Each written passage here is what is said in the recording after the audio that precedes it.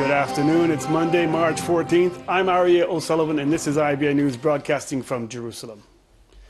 Kiryat Arba near Hebron was the site of two separate terror attacks that took place this morning within minutes of each other at the same location. 4 IDF soldiers were lightly wounded and 3 terrorists were shot dead. In the first attack, a soldier was lightly injured after 2 terrorists rammed their cars into security forces and civilians at a bus stop at the entrance to the town. The 2 perpetrators, armed with a pistol and improvised Carl Gustaf machine gun, got out of the car and opened fire. Soldiers shot them dead on the spot. Shortly afterwards, as rescue teams and security forces examined the site and treated the wounded, a Palestinian rammed his car into a bus, injuring an officer who stood nearby and slightly wounding 2 others. The terrorist, who was also armed with a knife, was shot dead. Before dawn, shots were fired at an IDF vehicle patrolling the border fence with Egypt. No one was wounded in that attack. Prime Minister Benjamin Netanyahu expressed solidarity with the people of Turkey following last night's deadly suicide bombing, which killed 37 people and injured over 100 others. Netanyahu condemned the mass terror attack, which took the lives of innocent people. The Turkish government is blaming the Kurdish militants for the explosion, which rocked the Turkish capital of Ankara near a transport hub that houses a number of government buildings, a police station, and a court. Police officials said the bomb contained pellets and nails to cause maximum damage and had been packed into a BMW vehicle driven by 2 attackers, a male and female. Turkish officials today said they had arrested 4 suspects they believed were involved in the bombing. Last night's attack occurred less than a month after a previous bombing in the city, which killed 29 people. The United States is looking for ways to break the deadlock between Israel and the Palestinians. Speaking from Paris, where he met with foreign ministers to discuss the situation in Syria, U.S. Secretary of State John Kerry said Washington and himself remain deeply committed to a 2-state solution. Kerry told reporters there is not any one country or person who can resolve the conflict, which requires the support of a global community. Kerry's comments came after his French counterpart announced he would present proposals to revive the Israeli-Palestinian peace talks to the EU ministers at the meeting in Brussels today. Joining us now in the studio is Professor Menachem Klein, a Palestinian affairs expert from Bar-Ilan University. Thanks for joining us, Professor. Thank you very much for having me. So we see U.S. Secretary of State Kerry wants to get this peace process moving forward. What peace process? What's he talking about? I don't know. I think that we have to lower our expectations from peace process to keeping the hope alive, the hope for achieving sometime in the future the 2-state solution. This is the main goal of both the White House and the Élysée Palace. Is the 2-state solution really the only way? According to the international community, yes. According to the people here on the ground, they doubt. Many start considering and entertaining the idea of a 1-state solution in this way or another, or a federation, confederation, and so on, and they gave up the 2-state solution. But the international community is still committed to the 2-state solution, and they seek to keep the hope, the vision alive. What do you make of the new French initiative to get the peace process moving? I mean, what are they trying to go for here? To call for a conference, for an international conference in mid-July, 14 July or so, nearby, like Madrid 91 peace conference, and there find a way to restart the negotiations, perhaps following a UN Security Council resolution with the parameters. But here, ego struggle between the White House and the Élysée take place. Who will get the credit? French only, a group of states? Who will lead this? The Élysée will be very happy if United States join the effort, but the United States doesn't want to share the glory with anybody else, with any other country. But the United States has no strategy what to do. According to President Obama, the Middle East is a black hole, no hope. So they will be very happy if the French fail, but they will be very unhappy if the French succeed in calling the conference. So here they have a dilemma. During the forthcoming days, the United States is going to decide and announce its decision to the Palestinian foreign minister on Sunday. So you talk about, you have the American initiative, you have the French initiative, you talk about no hope. And we've had this wave of terror attacks going on by lone wolf people carrying out attacks by themselves. Is this maybe a sign of frustration that there is no hope and there is no peace process? In the grassroots, there is no hope at all. But there is no hope from a peace process.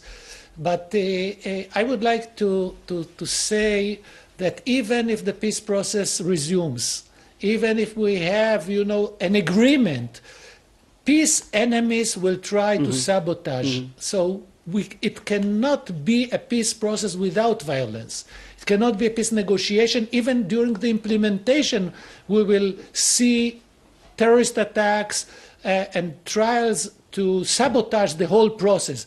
So we have to get rid from the illusion that we can get a peace process clear from any terrorist attack. I think we saw that in the 90s when the Oslo Accords were good, but that was being pushed by Hamas and terror organizations. Now it's being done by individuals. Okay, I agree, but if terrorist organizations that may be unhappy with concessions made by Abbas, or Israeli, Jewish, right-wing, very extremist terrorist groups, each of them will try to sabotage, even if we go in Israel and Palestine, each side goes to a referendum. This was the case in South Africa. This was the case in Northern Ireland. So let's free ourselves from the illusion that we can have a peace process with no terrorist attacks. Professor, I want to ask you about this recent poll that came out last week, the Pew poll, that said that nearly half of Israelis support transferring the country's Arabs. What's your reaction to that?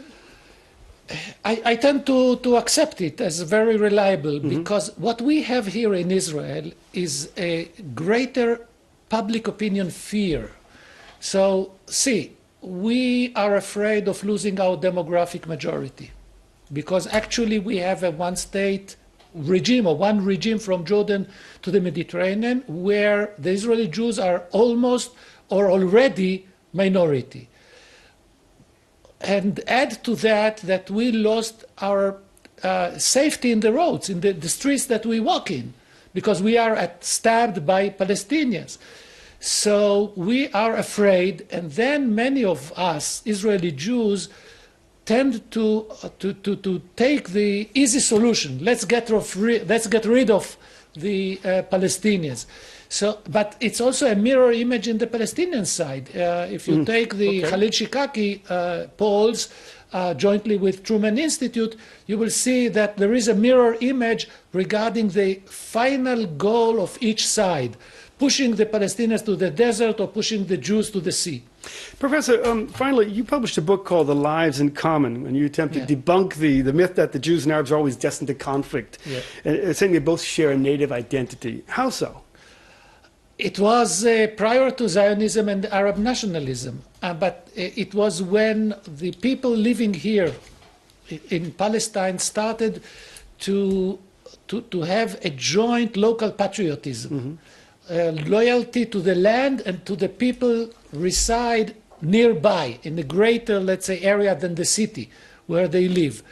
And it was very strong, very powerful up to 48. It's very difficult for us to believe that such an identity shared by Jews and Arabs already exists there, and the clash and the exclusive claim for nativity took the place of the shared patriotism. Very interesting. Professor Menachem Klein of Bar-Ilan University, thanks for joining us today. Thank you. Talks to end the civil war in Syria that have claimed the lives of over 250,000 people kick off in Geneva today. However, just hours before the negotiations resumed, the agenda and topics to be discussed remained unclear. Yesterday, at a press conference in Paris, U.S. Secretary of State Kerry accused his Syrian counterpart of trying to disrupt a peaceful solution. This after Walid Muallim announced in Damascus that if all those involved in the talks believe President Bashar Assad must step down, they can forget continuing the dialogue. While the February 27th agreement for the cessation of hostilities has led to a reduction in the fighting in the country, it has failed to completely stop the violence. The UN Special Envoy for Syria warned today the alternative to peace is a continuation of war. And there isn't a person standing here who doesn't understand how difficult that is. Witness the comments made just yesterday by the foreign minister of Syria, clearly trying to disrupt the process, clearly trying to send a message of deterrence. If the regime and its backers think that they can test the boundaries, diminish compliance in certain areas, or act in ways that call into question their commitment to the cessation without serious consequences for the progress that we have made, they are deeply mistaken. The alternative, some people call it Plan B, as you know. Well, as far as I know, the only Plan B available is return to war, and to even worse war than we had so far. If during these talks and in the next rounds we will see no notice of any willingness to negotiate, which we hope is not going to be the case, obviously we will do what we want to do and we have done. We'll bring the issue back to those who have influence, and that is the Russian Federation, the USA, co-chairs of the ISSG, and to the Security Council. Back here at home, the emergency wards and hospitals across the country are in an ailing situation, if you ask the patients. A report issued by the Health Ministry that examined emergency departments in 26 hospitals and graded them according to the satisfaction levels expressed by the patients paints a grim picture. Just over 50% of more than 10,000 people who participated in the survey said they were pleased with the treatment they received, and 39% say they would not recommend going back to the same hospital. Nearly half of the people surveyed said they were forced to wait more than 4 hours before being seen by a doctor. The emergency ward at the Bnei Brak's Mayane HaYeshua Medical Center topped the list for satisfactory care, while Holon's Wolfson Hospital received the lowest grading, garnering the most complaints. Palestinian teacher Hanan El Haroub, who works at a school in El Bira near Ramallah, was awarded the Global Teacher Prize in Dubai, along with an impressive sum of $1 million. The audience stood and cheered after the Pope Francis announced her as the winner on a live video screen. El Haroub was chosen for developing a method that encourages dialogue through play, as well as non-violent means to educate students exposed to violence. A statement released by the officials said her approach has led to a significant decline in violent behavior in a number of schools across the West Bank. Hanan said she would use some of the prize money to advance her teaching methods and also support fellow teachers in the Palestinian territory. Foreign volunteers used to flood to the country, mainly working in kibbutzim and moshavim, but that has tapered off since the height in the 1970s and 80s.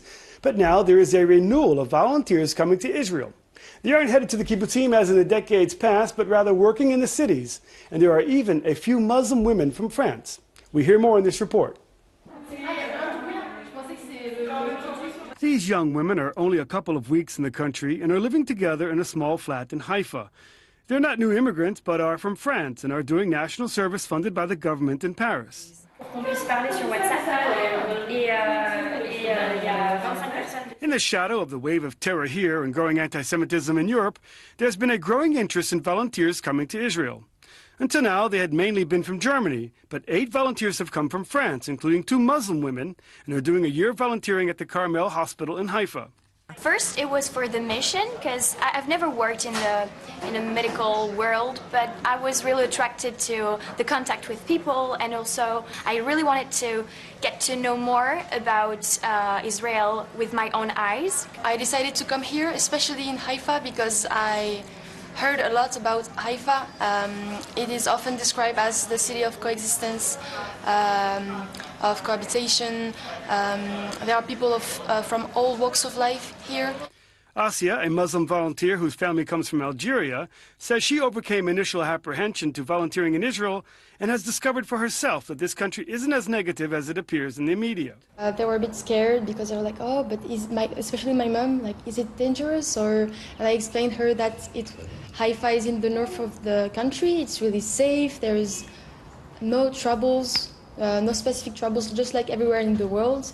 Yigal Weiner, the head of the Volunteers Without Borders in Israel, says they end up returning to their countries as goodwill ambassadors after they get to know the country. The volunteers are not picking fruit or milking cows as in the old days, but are doing welfare and social missions in the periphery and in mixed communities. We've met a lot of people, and they were really friendly. We learned like a couple of expressions like Rakshniya.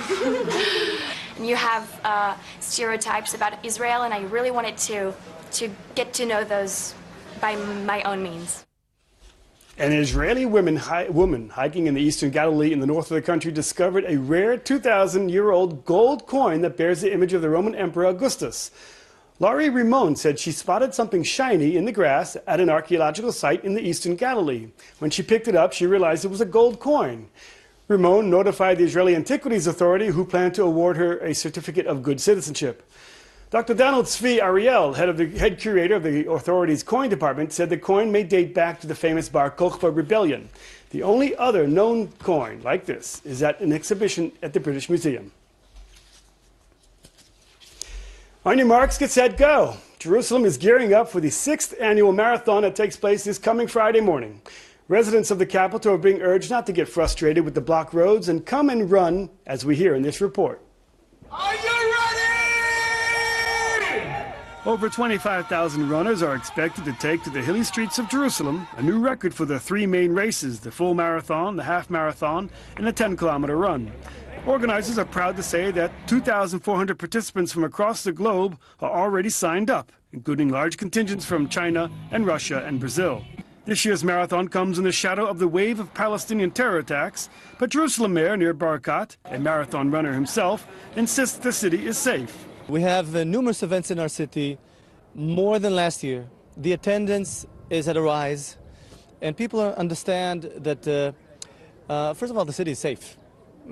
As the residents of the city and the visitors come here and enjoy and go back home as referenceable, happy customers, people see that and gain confidence. And indeed, you will find that more people from around the world are coming to this marathon than once before. As a marathon runner, it's an amazing experience. It's second to no other experience. You run other marathons, and it's a sporting event. Here in Jerusalem, it's not just a sporting event. Look at the site, okay? You go through amazing sites, through history, and you run where kings and prophets walked 2,000 and 3,000 years ago. So the experience is multiple. It's a wonderful sportive event. It's a wonderful experience in general. And you go back home knowing that you've given your share in supporting and strengthening the city of Jerusalem. Jerusalem officials see the event as a major tourist endeavor that will hopefully fill hotel rooms and inject over 10 million shekels into the city's economy while placing the City of Gold on the world's map of marathons. It's a great image to the city after a very difficult period that we have been going through, and we are very happy to see that people support the city and coming from 64 countries around the world. Why do you think people are still coming after all these troubles that Jerusalem's had? Because we found out that people are less sensitive to terror acts because they are happening all over the world, unfortunately. So you can see, we were very surprised to see that there is a huge delegation from China. There's another one from France, from the UK, from Guatemala, Chile, you know, all over the world. So I think people feel that security is something which is global, and it's not only just for Jerusalem. Now, the Jerusalemites say they're going to suffer, their streets will be shut. What do you say to them? I say just go out and enjoy it. I enjoy it. You know, I walk with my kids and I run 5 kilometers, so you can do that. There you go. I've accepted the challenge and we'll be running this Friday. Hope to see some of you there. Well, in financial news, share prices on the Tel Aviv Stock Exchange were down today, and the shekel put in a mixed performance in trading against major foreign currencies. Here's a look at the late numbers.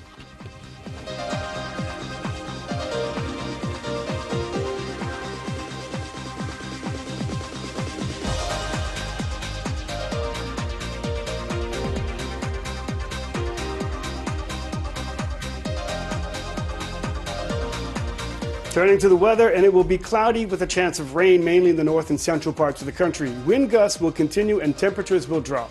Here are the expected highs and lows at home and abroad for the next 24 hours.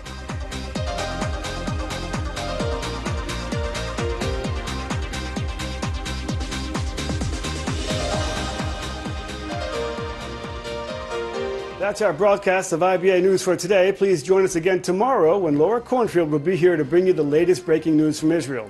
I'm Ariel O'Sullivan, wishing you a good evening from Jerusalem.